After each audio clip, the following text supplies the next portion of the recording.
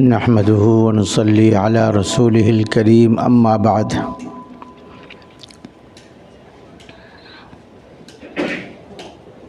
فقد قال الله تبارك وتعالى إن هذا القرآن يهدي للتي هي أقوم ويبشر المؤمنين الذين يعملون الصالحات أن لهم أجرا كبيرا وأن الذين لا يؤمنون بالآخرة أعتدنا لهم عذابا أليما صدق الله مولانا العظيم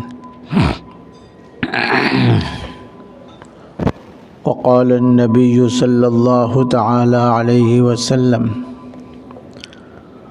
من جعل القرآن أمامه قاده إلى الجنة ومن جعله خلفه قاده إلى النار أو كما قال النبي صلى الله تعالى عليه وسلم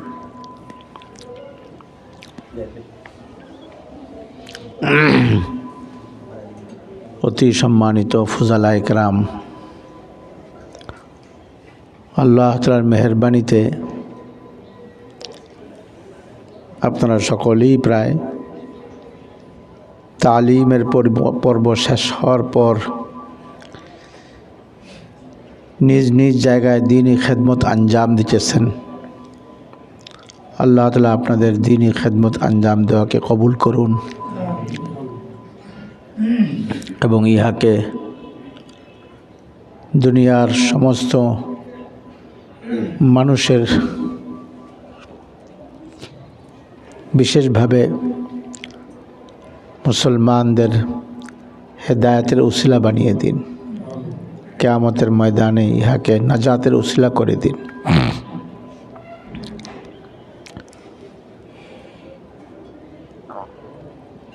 এই মাহাদু উলুমুল কোরআন, এটা আপনারা পড়াশোনা করেছেন, এখানে নিশ্চয়ই উপলব্ধি করতে পারছেন যেটা গতানুগতিক একটি মুতলাক এলমি ইদারা নয়। এর কিছু নিজস্ব মাকসাদ, নিজস্ব লক্ষ্য উদ্দেশ্য আছে। আপনারা খেয়াল করছেন যে দেখেন, এখানে ইচ্ছা করলে প্রথম দিন থেকেই হেফজ মক্তব কায়েম করে তাইসির জামাত থেকে পড়ানো সম্ভব ছিল। পড়াইলে আজকে হয়তো কমপক্ষে এখানে দাওরা না খুললেও দাওরা খোলার কাছাকাছি হয়ে যেত। কিন্তু তা না করে ওয়াসাআত থাকা সত্ত্বেও কোরআনের এক খেদমত নিয়ে যে এই মাহাদ পড়ে আছে, এর দ্বারাই আপনাদের হয়তো উপলব্ধি হয়েছে যে এর বিশেষ মাকসাদ আছে। সেই মাকসাদটা হলো এই যে আলহামদুলিল্লাহ দ্বীনি ইদারা বহু আছে, সবাই খেদমত আঞ্জাম দিতেছে, ঠিক আছে, কিন্তু প্রত্যেক মুসলমান, পুরুষ হোক নারী হোক, শিশু হোক বালক হোক এবং বয়স্ক হোক, সর্বস্তরের মানুষ কোরআন পাক শুদ্ধ করে পড়তে পারে। এই ফিকির আলহামদুলিল্লাহ এখন অনেকেই করতেছে, কিন্তু মাহাদের এই ফিকির হলো শতভাগ। এই উদ্দেশ্যেই মাহাদ কাজ করে যাইতেছে। আর আপনারা যেই বিভাগটা এখানে পড়াশোনা করে গেছেন, কেউ উলুমুল কোরআন বা কেউ তাফসিরুল কোরআন, আপনাদেরকে মূলত দেশের বিভিন্ন প্রত্যন্ত অঞ্চলে এই উদ্দেশ্যের কর্মী হিসাবে প্রেরণ করাই হলো মূল উদ্দেশ্য। অর্থাৎ আপনারা যে যেখানেই খেদমতে আছেন সেখানে আপনাদের মূল ফিকির থাকবে এটা যে আমি যেই ফিকিরকে লালন করতেছি মা আদৌলুল কোরআনে পড়ার পর থেকে, এটা আমার দ্বারা কতটুকু বাস্তবায়ন হইতেছে। আপনারা মক্তবে পড়াবেন না, ঠিক আছে, কিন্তু মক্তব কায়েম করবেন। সেই মক্তবে যোগ্য ওস্তাদ দ্বারা ওস্তাদদেরকে, মানে মুসলমান বালক হোক, শিশু হোক এবং বড় হোক, সকলকে কোরআন পাক সহি শুদ্ধ শিক্ষা দেওয়ার ইন্তজাম আপনারা করবেন। আর আপনারা যেটা করবেন সেটা হলো এই যে, যদি আল্লাহ তাআলা মসজিদের খেদমত দিয়ে থাকে মসজিদের মধ্যে, আর যদি মসজিদের খেদমত না হয়ে মাদ্রাসার খেদমত হয় তো মাদ্রাসার মহল্লার মধ্যে আপনারা তাফসীরুল কোরআনের একটা মজমা ন্যূনতম সপ্তাহে একদিন করে মানুষকে কোরআনে পাকের মাফাহিম, মাতালেব, মাসাইল, ফাজাইল শোনায়া মানুষকে উদ্বুদ্ধ করবেন যেন সে কোরআনে পাককে শিখার প্রতি আগ্রহী হয়, কোরআনে পাককে শিখার ব্যাপারে আগ্রহী হয়।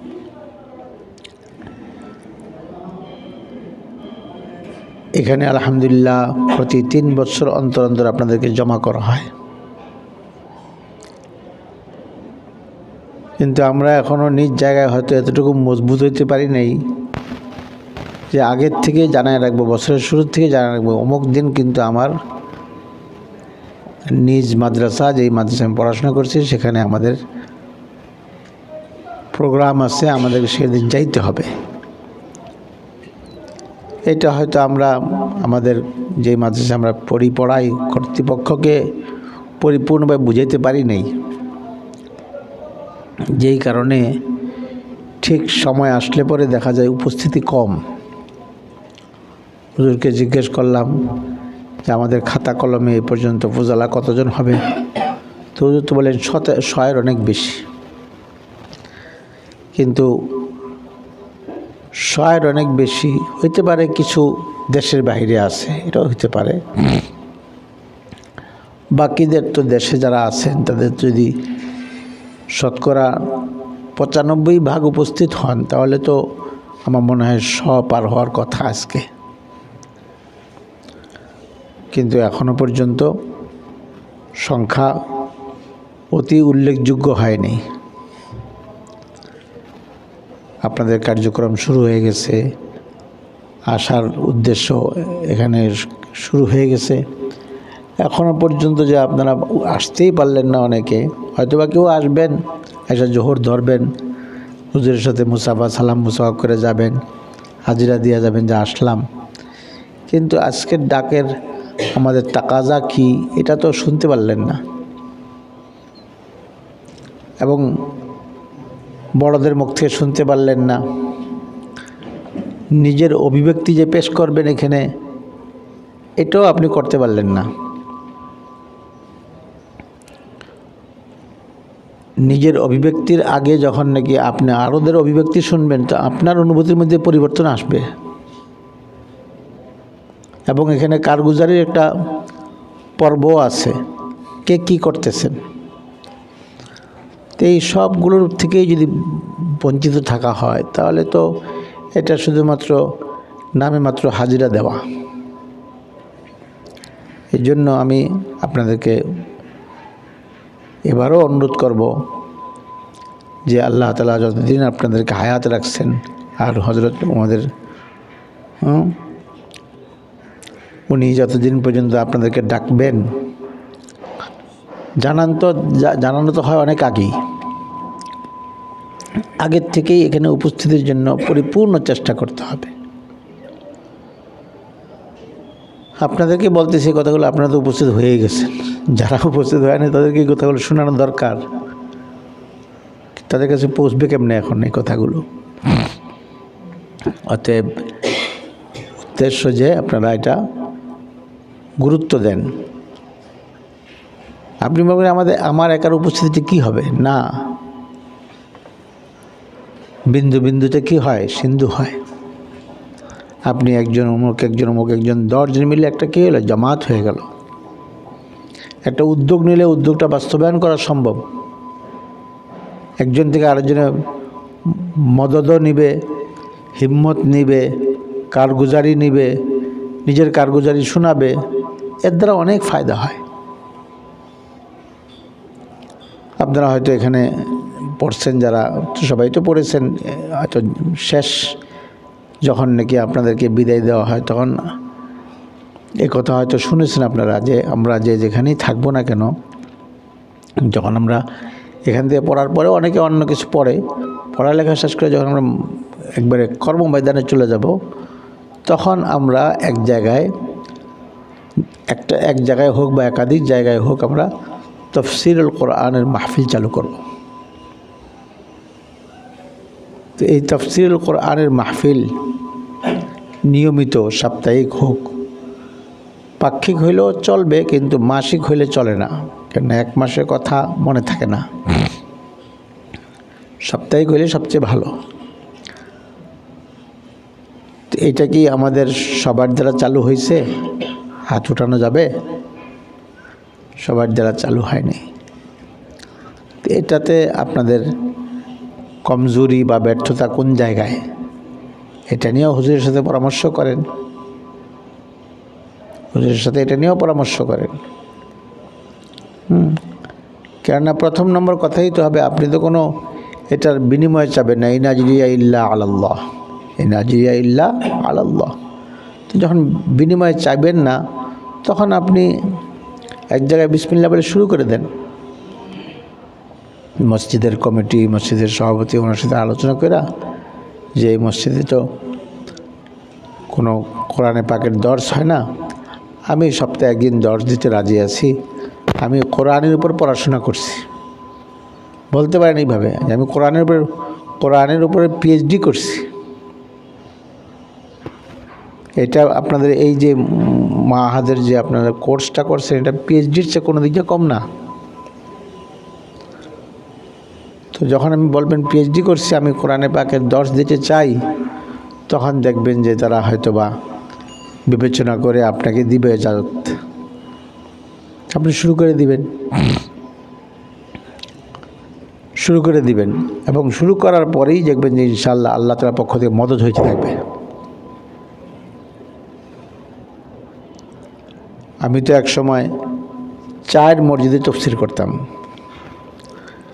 আমার মসজিদে শুরু হওয়ার পরে যখন আশেপাশে এই খবর ছড়াইছে অমুক মসজিদে তাফসীর হয়, মোহাম্মদপুর বোধহয় প্রথম আমিই তাফসীর শুরু করি। মোহাম্মদপুরের মধ্যে শুরু করার পরে সেই 1991 সালে শুরু করেছি। তখন আশেপাশে কোনো মসজিদে তাফসীর হইতো না, তো বিভিন্ন মসজিদে আমাকেই নেওয়ার জন্য পিড়াপিড়ি করছে। আমি গেছিও, ইকবাল রোড জামে মসজিদে তাফসীর করছি।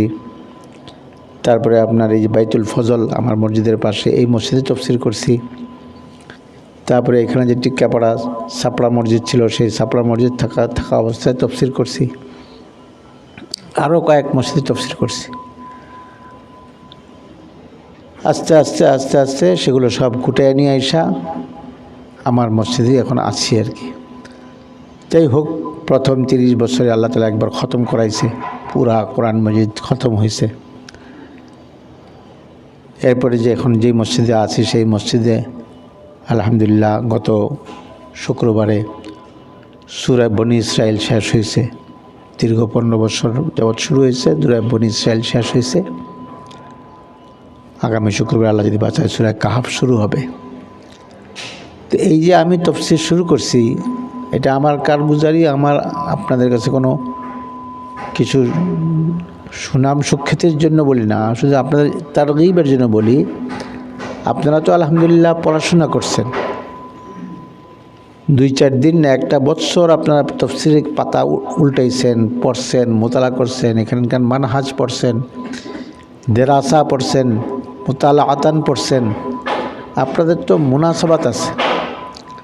আমার পড়াশোনা কিন্তু তাফসীর উপরে নাই।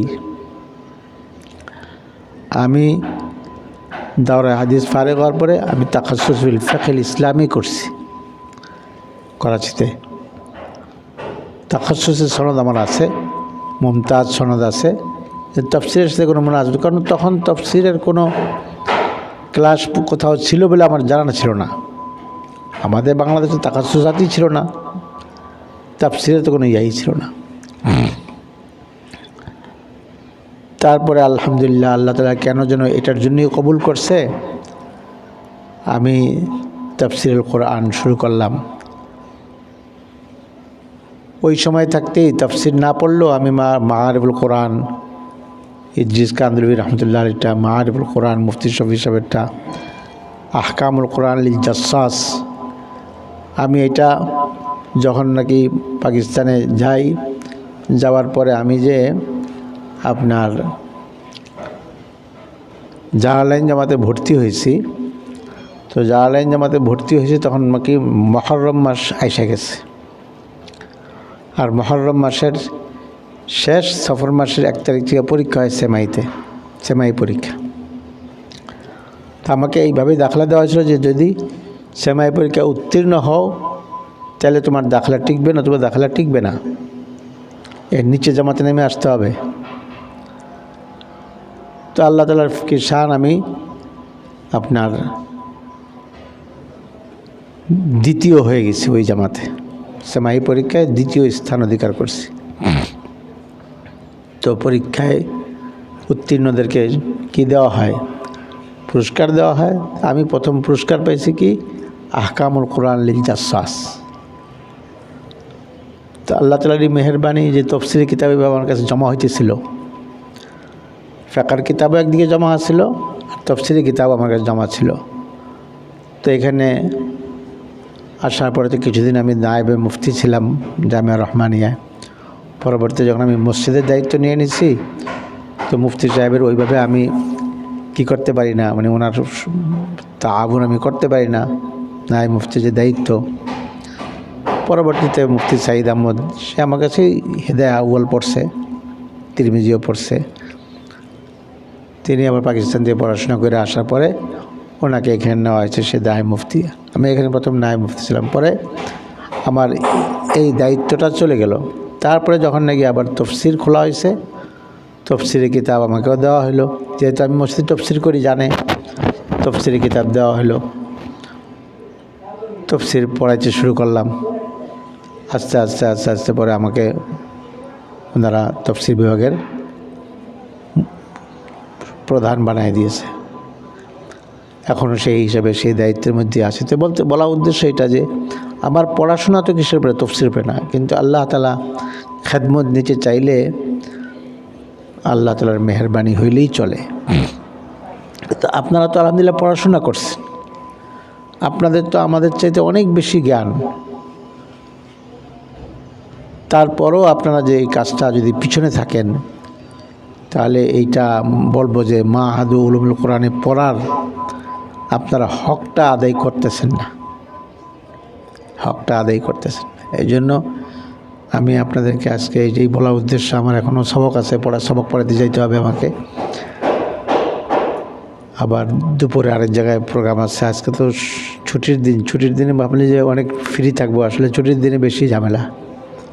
বিভিন্ন মাদারেস 300 আজীবন সদস্য সম্মেলন করতেছে, সেখানে যাইতে হবে। আজকে ওয়াশপুর মাদ্রাসা সদস্য সম্মেলন আছে, সেখানে জোহর নামাজ পড়তে হবে, এর আগে সবক পড়াইতে হবে। তো আমি ব্যস্ত, তার মধ্যেও আমি সকালে এক মাদ্রাসায় পড়ায় আসছি মিরপুরে, এখন এখানে আপনাদের সামনে সংক্ষিপ্ত আলোচনা করলাম। আপনারা একটা বই হয়তো পেয়েছেন, সেই বইটার মধ্যে সামান্য কিছু কথা আমার মনে আল্লাহ যে ঢালছে তফসির করার জন্য কি প্রয়োজন, তা ওটার মধ্যে লেখা হয়েছে। এটা একটু মোতালা করেন। আরও কিছু কথা এর মধ্যে লেখা আছে, অন্যদের লেখা আছে, পড়েন, হিম্মত করেন। হিম্মতে বান্দা মদদে খোদা। আগে আপনারা হিম্মত করেন। আজকের এখান থেকে আজম নিয়ে যান যে আমি একটা তফসিরের মজলিস শুরু করে দেব। মোতালা করেন, মুখতাসারি বলেন, সুন্দর অনুবাদটা বলেন, কোরআন থেকে কি বুঝে আসলো একবারে মগজ কথাগুলো সেটাই বলেন, বাস শেষ। একেবারে যে আপনাদের তালেবে ইলমদেরকে আমরা যা বলি সেগুলো তো আওয়াম বুঝবেও না, নোক্তা নেকাত তো তারা বুঝবেও না, তারা বুঝবে মোটা মোটা কথাগুলো। এখন সেগুলোই তারা শুরু করে দেন, সেগুলো তারা শুরু করে দেন। শুরু করলে ইনশাআল্লাহ এই মাহাদের মূল মাকসাদ আপনাদের যারা বাস্তবায়ন শুরু হয়ে গেল। এতে আমি যতটুকু না খুশি হব, আমাদের মুফতি সাহেব বহুত বেশি খুশি হবেন। ওনার যোগ্যতা কিন্তু বুখারি মুসলিম পড়ানোর চাইতে কোনো দিক দিয়ে কম না। আজকে উনি অন্য মাদ্রাসা থাকলে উনি বুখারি মুসলিম পড়াইতে পারতেন, উনি যে কোনো কিতাব পড়াইতে পারতেন। উনি কেন এখানে বসে দিচ্ছেন? কেন আপনাদের ছোট্ট দুই টেবিল ভরা ছাত্র নিয়ে উনি কেন বসে রয়েছেন? আমাদের তফসিলের ছাত্র কত হয়? 2 টেবিল বসতে পারে, এই তো, এর বেশি তার হয় না। এই টেবিল কেন বসে রয়েছেন? একটা ওনার খেয়াল আছে, একটা ওনার উদ্দেশ্য আছে যে আমি চাই বাংলাদেশের মধ্যে আল্লাহ তাআলা যদি উলামাদেরকে জিজ্ঞেস করে যে আওয়ামের কোরআনে পাক শেখার জন্য কী ব্যবস্থা করছো, উনি যেন এই মাহাতকে খাড়া করতে পারে আর আপনাদেরকে পেশ করতে পারে আল্লাহর সামনে। আল্লাহ এই কর্মীগুলো পয়দা করছিলাম, এদেরকে সারা বাংলাদেশের মধ্যে ছড়াই দিছি, সারা দুনিয়ার মধ্যে ছড়াই দিছি, তোমরা সেখানে যে যেখানে থাকবা শিক্ষা দিবা। এটা কোনো মামুলি জিনিস না। আপনারা যদি শুধুমাত্র কোরআন পাকও শেখান, যে মসজিদে আসেন বা যে আমি বয়স্কদেরকে কোরআন শেখাবো, আসেন, সপ্তাহে 2 দিন, বেশি না, সপ্তাহে 2 দিন যে আসলো তাকে আপনি ধৈর্যের সাথে কোরআন মজিদ শিখাইলেন। এটাও এই মাহাদের একটা মাকসাদ।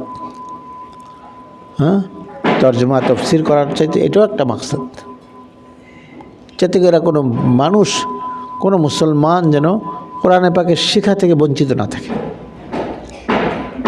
আল্লাহকে জিজ্ঞেস করলে তারা যেন বলতে না পারে যে আল্লাহ আমি কোরআন পাক শিখার মতো কোনো ব্যবস্থা পাইনি। এটা যেন না থাকে।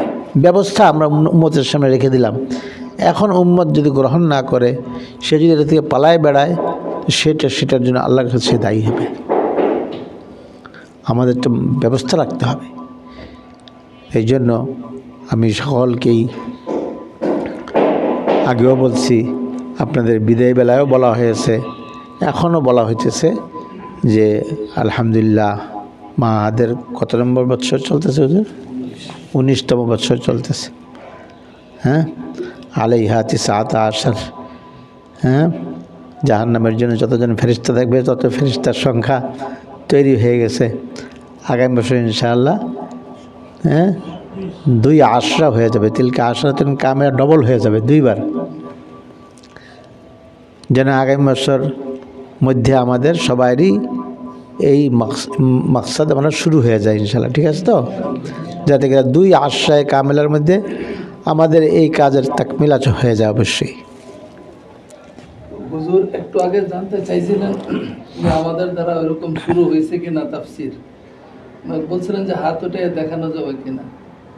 আমরা তো ওই সময় তো হাত উঠাইতে পারি নাই, কিন্তু এখন আবার হুজুর শেষে বলছেন যে আমরা ইনশাল্লাহ শুরু করব ইনশাল্লাহ। এইটার মধ্যে তো আমরা হাত উঠে দেখাইতে পারি কারা ফি সাবিলিল্লাহ শুরু করে দিবেন। হ্যাঁ, তফসির করে যে টাকা নিতে হবে কোনো না। আমার এই যে কত জায়গায় তফসির করছি না, 1 টাকাও আমার কেউ দেয়নি, 1 টাকাও কেউ দেয়নি। শুধু এমন হয়েছে শুধু যে রিক্সা দিয়ে নিয়ে যেত, রিক্সা দিয়ে পৌঁছে দেওয়ারও তৈরি হয়ে যাবে। ওরা তো পায় না। অনেক মসজিদুল্লাহ মনে মনে ভাবে যে আমাদের মসজিদ তফসিলের একটা প্রোগ্রাম করতাম, কিন্তু চিন্তা করে মসজিদের আয় এবং এনাকে আনলে এক খরচ লাগবে, সব কিছু যোগ বিয়োগ করে তারা আর আগাইতে পারে। যদি আপনি সেখানে যে উপস্থাপন করেন যে আমি স্বেচ্ছায় ইনশাআল্লাহ ফি সাবিলিল্লাহ খিদমত করতে পারবো, তখন তো ইনশাআল্লাহ তৈরি হয়েই যাবে। এটা সম্ভব হবে না ইনশাআল্লাহ। হ্যাঁ, ব্যাস এটাই আমি বলবো। আর হুজুর আরও কথা বলবেন, আপনাদের আরও প্রোগ্রাম আছে, আমার সবক আছে, আমি যাব। তো এতটুকু যে আজকে আপনারা অঙ্গীকার করে গেলেন, এইটার উপরে আমিও দোয়া করি যে আল্লাহ আপনাদের অঙ্গীকার উপরে কায়েম হওয়ার তৌফিক দান করেন। হ্যাঁ, চেষ্টা করেন ইনশাআল্লাহ। আপনারা যখন তফসির শুরু করবেন দেখবেন যে আপনাদের একজনের কারগুজারি আজীব আজীব কারগুজারি হবে ইনশাআল্লাহ, আজীব আজীব কারগুজারি হবে। কেননা কোরআনের ব্যাপারে আল্লাহ তাআলা বলছেন ইন্না হাদাল কোরআন ইয়াহদি লিল্লাতি হিয়া আকওয়াম, এটা হেদায়েতের একটা কিতাব, এটা হেদায়েতের গ্রন্থ, এর দ্বারা হেদায়েত হয়ই। হ্যাঁ, হেদায়েত আসবে, মানুষের মধ্যে ইখলাস পয়দা হবে, লিল্লাহিয়ত পয়দা হবে, অনেক কিছু পয়দা হবে। আমি আমার ক্ষুদ্র জীবনে এই যে তফসির করছি না, অনেক লোকের হেদায়েতের সন্ধান আমি পেয়েছি, তারা হেদায়েত পেয়েছে। এমন একজন লোক ছিল যে সে কাটাসুর এলাকার না কোথায় বাসা, আমি কোনোদিন দেখিও না, চিনি না তাকে, কিন্তু সে তফসিরে নিয়মিত আসতো, তফসিরে নিয়মিত আসতো। আমার মসজিদের আশেপাশে বোধহয় কোনো কাজ ছিল তার, মানে তার ডিউটি ছিল হয়তো, সে তফসিরে আসতো। প্যান্ট পরতো, শার্ট পরতো, দাড়িও ছিল না। হ্যাঁ, আস্তে আস্তে দাড়ি রাখলো, তারপরেও কর্মস্থলের জন্য প্যান্ট পরতো। তারপরে সে এটাও পরিবর্তন হয়েছে, পরে সে হঠাৎ মারা গেছে। মারা যাওয়ার পরে আমি তার কারগুজারি শুনছি, এর আগে শুনিই নেই। অমুক ব্যক্তি, চেহারাটা আমার মনে আছে এই লোকের, সে তো মারা গেছে। সে বললো যে সে হুজুর আপনার তফসির থেকেই তার পরিবর্তন। এটা কি আমার কোনো কৃতিত্ব না, এটা কোরআনের কৃতিত্ব, কোরআনের মুজিজা এটা। হুদাল্লিল মুত্তাকিন ইন্না হাদাল কোরআন ইয়াহদি লিল্লাতি আকওয়াম। হ্যাঁ, শাহর রমাদান আল্লাযী উনজিলা ফীহিল কোরআন হুদাল লিন্নাস, সব জায়গায় হেদায়েত আর হেদায়েত কথা বলেছে। কোরআনের দ্বারা হেদায়েত হবেই হবে, মনোযোগ সহকারে শুনলে। এই জন্য আল্লাহ তাআলা আমি দোয়া করি, আপনারা শুরু করে দেন ইনশাআল্লাহ। ঠিক আছে তো ইনশাআল্লাহ? আল্লাহ আপনাদের সকলকে তৌফিক দান করে। আর সমস্ত আপনাদের সাথী ভাইদেরকে কথাটা পৌঁছে দিবেন যে হুজুর খুব দুঃখ প্রকাশ করছে আমাদের হাজির না হইতে পারার কারণে। 3 বছর পর পর হুজুর জমা করেন, আপনাদের ব্যস্ততার কারণে 3 বছর পর পর। তাহলে এটা কি বেশি বিলম্ব হওয়ার কারণে এরকম গায়ের হাজিরি? তাহলে কি প্রতি বছর করা দরকার? হুজুর সাথে বড় মত বিনিময় করেন, তাহলে এটা দেখেন হওয়া দরকার। আমি যে দেখি আমাদের এই যে রাহমানিয়া ফোজালা সম্মানিত অনেক মাশাআল্লাহ হাজির হয়, অনেক, যদিও সবাই অর্ধেকের কমই আসে, তো অনেক হাজির হয়, কিন্তু এখানে তো সেই তুলনায় ওই পরিমাণ হয় নাই। ইনশাআল্লাহ সবাইকে পয়গাম পৌঁছে দেন, যেটা আমরা আগের থেকে এটা নিয়ে আসছি যে ওই দিন আমার যাইতেই হবে। এল্লায়কে কোনো এমন হাদিসা না হয় যে আব্বা মারা গেছে, মা মারা গেছে, ছেলে মারা গেছে, এই ভিন্ন ভিন্ন কথা। আল্লাহ কারো এরকম না করুক, না হইলে যেন আমরা হাজির হইতেই চেষ্টা করি। ঠিক আছে তো ইনশাআল্লাহ? আল্লাহ সবাইকে তৌফিক দেন। আমিন। ওয়া আখির দাওয়ানা আলহামদুলিল্লাহ রাব্বিল আলামিন।